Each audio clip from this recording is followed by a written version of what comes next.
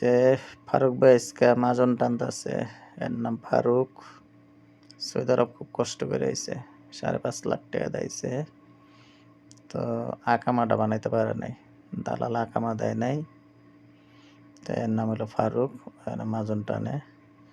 আর ও একটা আছে, ও হইলো সিলেটি বাড়িওয়ার। ও খুব অভাবী লোক, তবে লোক ভালো, কিন্তু ওরও আকামা নাই, খুব কষ্টে আছে। তাই কাজ কাম শিখাইতেছি।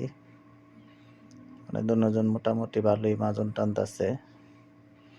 এটা হলো রঙের কামের মাজনের কাম কয়। দিদারে বাংলাদেশে কয় ওয়াল, সৌদি ভাষায় কয় দিদার। তো দিদারে মাজন লাগায়, রঙের মাজন লাগানোর কাম করতেছে। তো আমি শিখাইছি এদের কাম কাজ। তো এমনি পোলারা ভালো, ঠান্ডা দেখে হাত পা লড়ে কম, শীত করে তো এই লেনে তার একটু চালো চালো পারতো। তো যারা রঙের কাম করেন দেখেন কিভাবে মাজন লাগায়।